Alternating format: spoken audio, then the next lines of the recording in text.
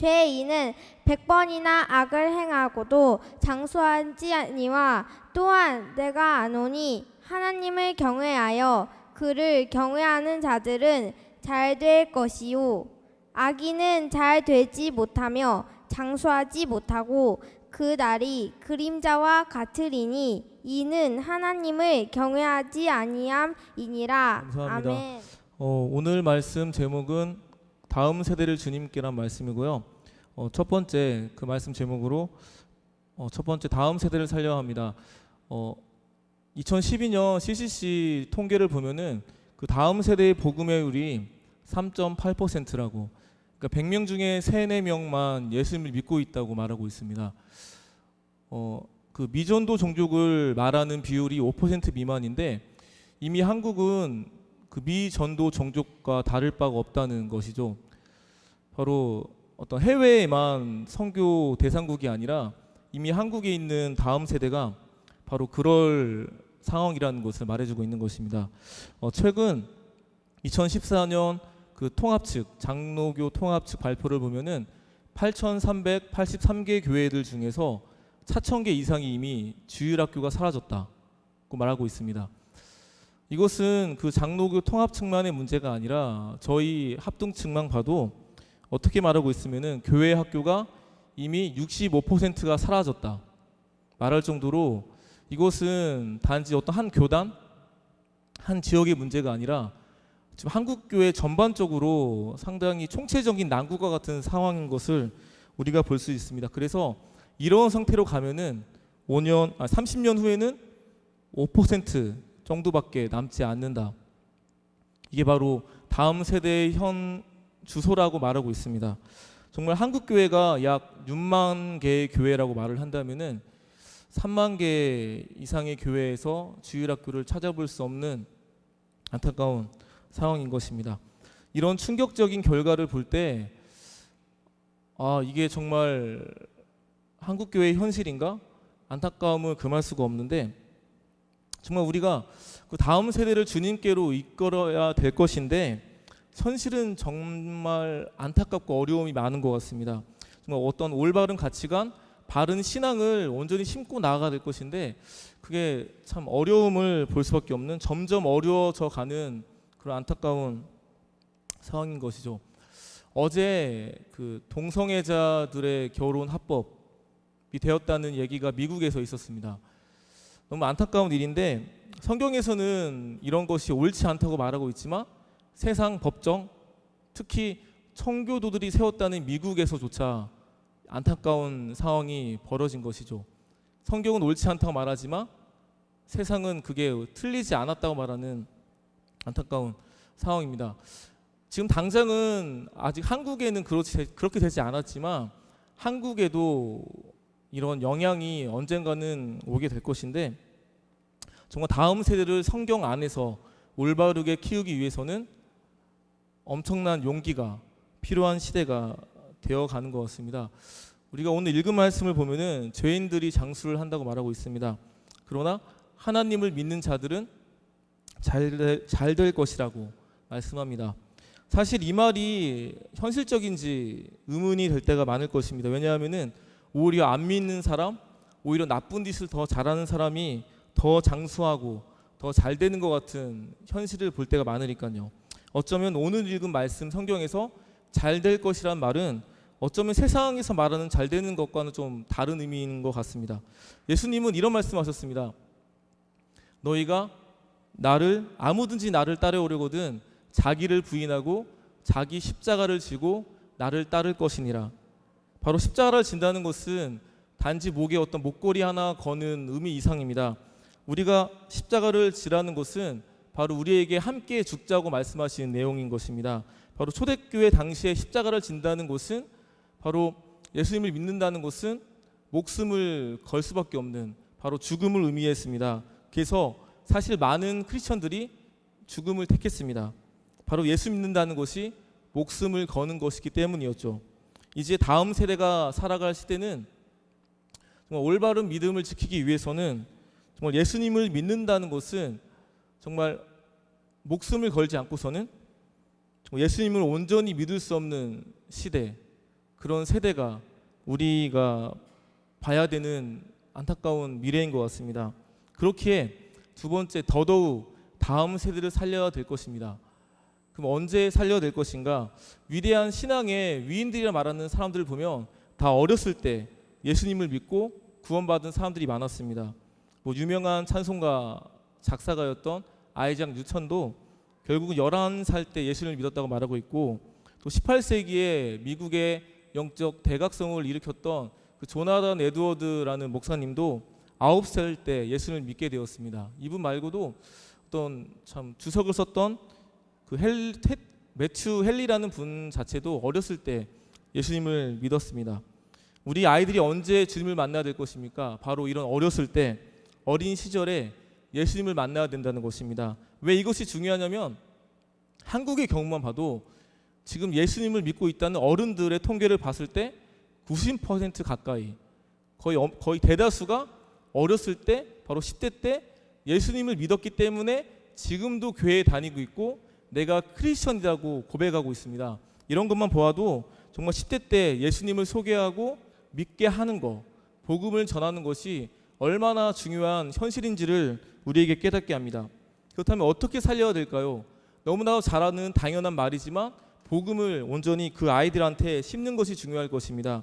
그러나 단순히 복음을 말로 전하는 것만으로는 부족한 것 같습니다. 현재 예수를 믿게 된 사람들의 통계를 보면 어떻게 예수를 믿게 되었는가, 어떤 계기로 믿게 되었냐고 얘기했을 때 아는 사람의 권유, 바로 친구, 지인의 권유를 통해서 지금 예수를 믿고 있고 교회에 나가고 있다고 말하고 있습니다. 이 말은 바로 관계가 중요하다는 말입니다. 이런 말이 있습니다. 사람은 옳은 사람 말 듣지 않아 좋은 사람 말 듣지. 바로 무조건 옳은 말이라고, 타당한 말이라고 듣는 것이 아니라 좋은 관계 속에서 나와 관계가 좋았을 때 그때 비로소 그 메시지가 온전하게 그 사람한테 심겨진다는 얘기입니다. 바로 좋은 관계 속에서 복음을 심어야 된다고 말하고 있는 것입니다. 자정이 넘긴 시간에 한 아이가 연락이 왔었습니다. 작년에 초등학교 6학년이었던 아이였는데 참 내용이 좀 마음이 아팠습니다. 어떤 내용이었으면은 본인이 이제 중1밖에 안 되는 아이인데 아버지한테 구타를 당하고 매일 욕을 먹고 어떤 메시지로 문자로 항상 아버지가 욕을 하는 걸 보다 보니까 그것 때문에 상당히 자존감이 낮아져 있고 어떤 낯선 사람을 만났을 때 어떤 친근감이 아니라 두려움 속에서 과연 착한 어른은 있는 것인가 는 마음을 가지고 선입견을 가지고 살던 아이였습니다. 제가 그런 상황을 전혀 몰랐을 때 YTN 뉴스에서 한 이런 기사가 올라왔던 적이 있습니다.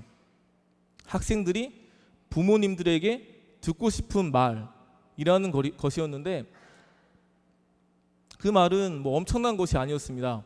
괜찮아, 사랑해, 미안해, 힘내, 뭐 이런 아주 평범한 말이었는데 제가 이것을 보고 이제 그 페이스북에 올렸었는데 올리면서 한 수십 명의 아이들한테 이런 거를 공유하면서 했었는데 이 아이가 이 부모님께 구타를 당하는, 특히 아버지한테 구타를 당하는 이 아이가 이걸 보는 순간 눈물이 나왔다고. 왜냐하면은 그나마 자기 엄마는 너무 좋으신 엄마이지만 항상 집에 오면은 항상 엄마랑 아빠랑 싸우고 그나마 다행이라면은 매일 집에 오지 않는 아버지. 하지만 매일 올 때마다 자기한테 왜 욕을 하는지 모르겠고 왜 때리는지 모르겠지만 이런 구타를 당하는 어떤 가정폭력이 있는 아이였는데 그 글을 보는 순간 너무 감사했다는 고백을 했습니다. 정말 사람이란 존재는 또 아이들이 엄청난 것을 원하는 게 아니라 힘들지, 사랑해, 고마워, 미안해, 힘내, 이런 너무 기본적인 말이지만 이런 말들이 사람을 살리고 사람을 정말 회복시키고 마음을 열게 만드는 것 같습니다. 그래서 지금 우리가 기독교라는 종교를 믿고 있지만 초대교회 당시 때 지금도 욕을 먹는다고 하지만 그때 당시에는 엄청난 욕을 더 먹었습니다. 오히려 죽음이라는 위기, 뭐 화형이라는 거, 십자가에 못 박히는 거, 때로는 사자한테 먹히는 것 등 수많은 핍박들이 많았는데 그런 시대 가운데서 신기하게도 기독교가 많은 핍박과 많은 모진 고난을 당했지만 그런 상황 가운데 로마 시대에 그 AD 313년 바로 기독교 공인이 일어났던 적이 있는데 왜 이런 일들이 가능했는지, 기독교가 그렇게 핍박을 당했고 어려움을 당했지만 왜 기독교가 공인이 되었는지, 이것은 단순히 그때 당시에 그리스도인들이 어떤 정치를 잘했다거나 어떤 다른 것을 잘해서가 아니었습니다. 바로 로마 시대 때 이런 사건이 있었습니다. 두 번이나 엄청난 그 전염병이 돌았던 적이 로마 시대에 있었는데 그때 당시에 많은 사람들은 그 병든 사람들을 두고 떠났습니다. 가족들도 이 병이 나한테 옮길까 봐 떠났었고, 뿐만 아니라 그들을 돌봐야 되는 의사들도 도망갔습니다. 왜냐하면은 죽음이라는 것이 무서웠기 때문에, 죽음이 두려웠기 때문에 떠나갔는데, 정말 신기했던 것은 그때 당시에 그리스도인들은 그들을 버리지 않았고 오히려 떠나지 않고 그들을 간호하고 그들을 돌보다가 죽기도 하였습니다. 이런 모습을 보면서 그때 당시에 그들을 핍박했던, 그들을 조롱하고 저들은 좀 멍청이 같은 사람들이다, 왜 저런 미련한 것을 믿는가라고 핍박하고 죽였던 사람들이 어떤 의문이 들었습니다. 아니, 저들은 왜 죽음을 두려워하지 않는가?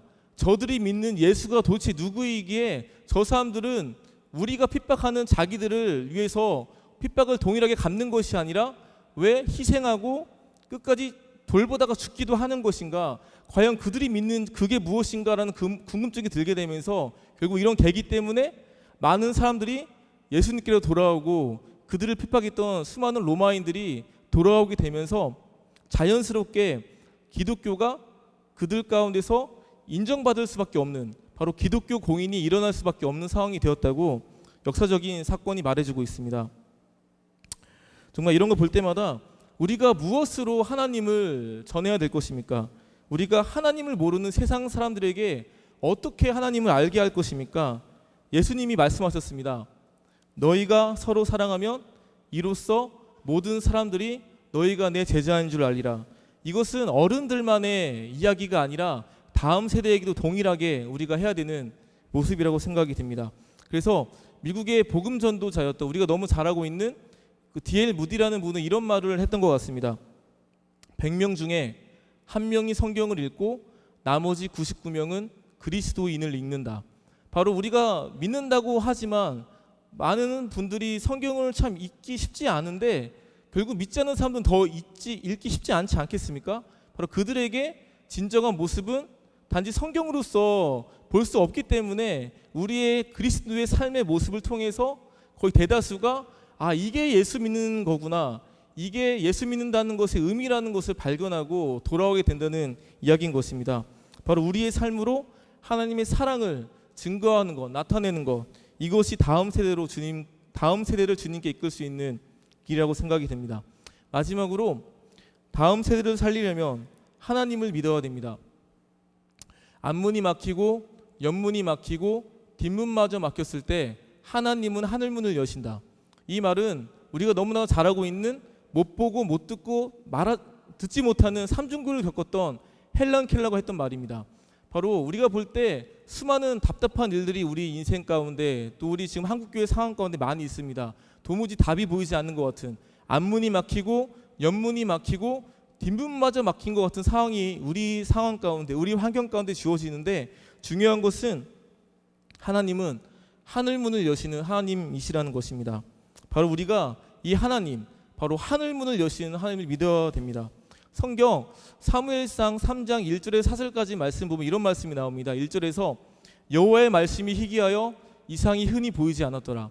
바로 영적으로 어두운 현실 상황이었다는 것을 말하고 있습니다. 2절에서 엘리 제사장이 눈이 어두워 누워 있다. 이 말은 단순히 대제사장이었던 엘리 제사장이 눈이 어두워서 누워 있다는 말만이 아니라 바로 이런 영적인 어둠 가운데서 빛을 비추고 올바른 하나님의 말씀을 선포해야 되는 그 엘리 제사장도 영적으로 눈이 어두워서 누워 있었다. 도무지 답이 없는 총체적인 난국과 같은 상황을 묘사해주고 있는 것입니다.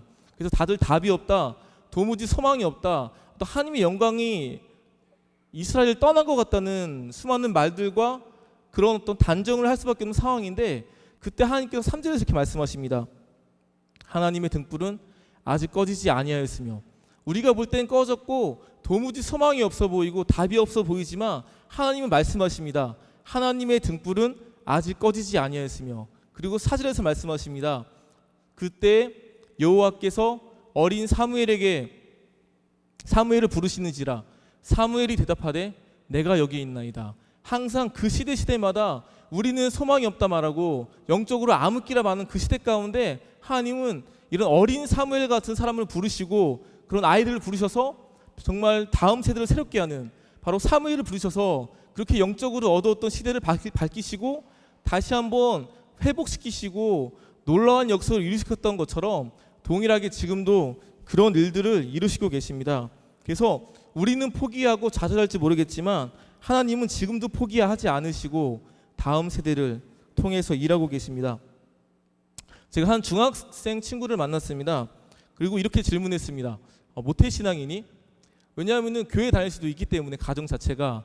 근데 이 말을 하더군요. 저희 외가친가 둘 다 불교고요.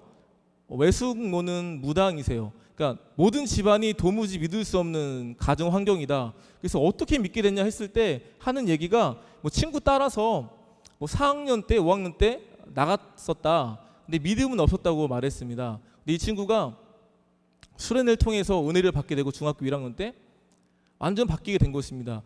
얼굴 볼 때는 너무 귀엽고 정말 명랑하고 밝은 아이인데 학교에서는 그렇게 욕을 잘하고 애들을 때리기도 하고 약간 좀 일진 같은 아이들처럼 좀 아이들 괴롭혔던 아이였고, 집에서도 엄마가 도저히 감당할 수 없는 아이였다고 말했습니다. 근데 얘가 바뀌고 나서 학교에서 선생님이 이런 말을 하는 겁니다. 이 아이한테. 너 예수 믿고 나고 티가 난다. 무슨 티가 나냐 그랬더니 너가 예수 믿고 나서 달라진 티가 난다고. 결국 이 아이 모습 때문에 주변 친구들도 너 왜 그래? 너 안 그랬자는 말을 하는 것뿐만 아니라 선생님들도 그런 말을 하시게 되고, 이 친구가 집안 자체가 믿는 집안이 아닌데 수요 예배, 금요 철야, 저녁 예배까지 다 가거든요. 그래서 어떻게 허락이 되냐 그랬더니 어떤 말을 하면은 나는 비록, 그러니까 어머니 말이, 나는 비록 교회 나가지 않지만 내 딸을 바꾼, 도무지 내가 감당할 수 없는 딸이었지만 이런 딸을 바꾼 그 교회, 그런 하나님이라면은 나는 믿고 맡길 수 있다. 이런 마음 때문에 지금 교회를 열심히 다니는 친구가 있어요. 근데 이 친구가 이런 마음 가운데서 학교에서 살다 보니까 참 많은 친구들을 하나님께 돌아오게 되는 역사를 하게 되는데, 최근에 한 남자아이가 이 아이한테 이런 말을 하더래요. 어떤 말을 하면은 나도 하나님 만나면 너처럼 될 수 있어? 예, 중2밖에 안 된 친구인데, 그러니까 그 아이의 삶의 모습을 보니까 또 남자아이가 그 아이를 봤을 때 나도 하나님 만나면은 너처럼 될 수 있냐는 얘기했을 때 당연하지, 나보다 더 나아질 수 있다는 얘기를 하면서, 근데 이 모습이 정말 그 한 남자아이에게 궁금증을 줬나 봅니다. 그래서 하는 얘기가 나도 교회에 나가볼까? 하면서 하는 얘기가 예수님 만나보고 싶다. 너무 고백을 했다는 것을 저한테 보내주더라고요. 너무 감동이었다고. 그러니까 이런 일들이 하나님께서 다양한 곳들 가운데서, 보이지 않는 곳들 가운데서 다들 소망이 없다 말하는 현실 가운데 그런 일들을 일으키고 계십니다. 그래서 가장 위대한 성경 번역은 내 삶으로 번역하는 것이다 라고 그 무디의 동역자였던 R.A. 토레라는 분이 말씀하셨는데, 정말 우리의 모습이 그래야 될 것 같습니다. 저 사람을 봤을 때, 저 아이를 봤을 때, 저 친구를 봤을 때 예수님을 만나고 싶다, 나도 예수 믿고 싶다는 그런 고백들이 또한 우리의 모습이 되어야 되지 않을까. 그래서 이 모습을 보면서 한 어른이 이런 말을 하시더라고요. 정말 내 삶을 통해서 예수님을 증거해야 되고, 이게 우리가 수없이 말했고 또 꿈꿨던 모습인데 사실 이것이 좀 너무 이상적이다, 말로는 하지만 현실적으로는 불가능한 것이 아닌가라고 생각했었는데, 이 아이의 이야기를 듣고 이게 불가능한 것이 아니라 가능한 것이구나, 너무 감사하다는 고백을 했던 걸 볼 수가 있었습니다. 정말 하나님 이렇게 곳곳에서 다음 세대를 깨우시고 살리시고 계십니다. 마지막으로 우리 어른분들께 들려드리고 싶은 이야기가 하나 있습니다. 제가 최근에 대구의 한 실업계 고등학교에서 교목을 감당하시는 목사님을 만났는데, 그분이 이런 말씀하셨습니다. 본인 이 학교에 처음 갔을 때, 지금 그 학교에 계신 지가 한 8년 넘으셨는데 맨 처음 그 학교에 갔을 때 이 아이들이 인문계 학교 학생들이 아니라 실업계 학교 학생이다 보니까 좀 상태가 그렇게 막 좋다거나 뭐 말을 잘 듣는다든지 뭐 이런 게 아니어서 가자마자 도저히 여기 못 있겠다, 그만두고 싶다, 그런 마음이 들었다고 합니다. 그래서 너무 힘들었는데 그 주에 교회에 갔는데 한 부서 부장 선생님께서 하신 말씀이 힘드시죠? 라고 물어봤을 때 사실 그 말을 들었을 때 정말 힘들어도 괜찮습니다, 뭐 잘하고 있습니다 말할 수 있을 것인데 정말 힘들어서 너무 힘듭니다라는 고백을 하셨을 때 이 부장 선생님이 이런 말씀을 하셨습니다.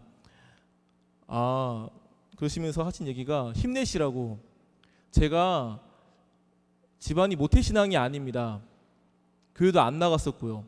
근데 제가 고등학교 때 미션스쿨, 바로 기독교 재단의 학교에서 뭐 싫었지만 그 채플, 바로 예배를 드릴 수밖에 없었는데 사실 예배를 드린다고 하지만 뒤에서 장난치고 듣지도 않았다가 뭐 군대 갔다 오고 나중에 시간이 지나서 어떤 신앙을 가져야 되겠다는 생각이 들었을 때 기독교밖에 떠오르지 않았다고. 왜냐하면은 그 어릴 때 비록 교회도 나왔던 것도 아니었고 그냥 채플 때 드려진 예배밖에 드린 게 없었지만 그것도 제대로 드린 것도 아니고 장난치면서 떠들었던 들었던 예배였지만 그 시간의 그 기억들이 본인이 정말 신앙을 갖고 싶고 어떤 종교를 믿고 싶다는 마음이 생겼을 때 기독교밖에 떠오르지 않았다. 내가 만약 그때 당시에 다른 어떤 불교 재단이나 다른 재단에 있었다면은 내가 다른 것도 믿을 수 있었지 않았을까. 하지만 내가 그때 당시에 미션 스쿨을 다녔기 때문에 예수님을 믿게 됐다는 말을 들었을 때 자기 뒤통수를 맞는 것 같았다고 하셨습니다. 그렇구나, 하나님께서 나를 이 학교에 보내신 목적이 있구나, 나를 괜히 이곳에 보내는 것이 아니구나 라는 마음이 들면서 그 다음부터는 아이들을 바라보는 시선이 달라지고 이제 사랑으로 품게 됐던 일들이 있었다는 말씀을 하시는데, 학교만 그렇겠습니까? 우리 교회, 우리에게 맡겨주신 아이들, 허락된 그 친구들, 그리고 우리가 지나가면서 만나게 되는 10대들을 봤을 때 우리가 그들에게 삶으로서 하나님을 나눈다면, 정말 좋은 이미지라도 심어준다면은 그것만으로도 나중에 하나님께로 돌아올 수 있는 귀한 씨앗이 될 수가 있습니다. 그래서 결국은 좋은 열매를 맺을 수도 있는 것입니다. 바로 하나님께서 일하실 것이기 때문입니다. 그러니 다음 세대를 포기하지 말아주시고, 안타까운 수많은 결과들과 통계가 있지만 우리가 포기하지 않고 끝까지 내 주변에서 조금이나마 그것도 하나님의 사랑을 실천하고 나누고 나아갔을 때 그것이 지금 다음 세대들을 주님께로 이끌 수 있는 너무나도 아름다운 일들이 일어날 수 있다는 걸 기억하시면서 다음 세대에 대한 기도와 관심 부탁드리겠습니다. 기도와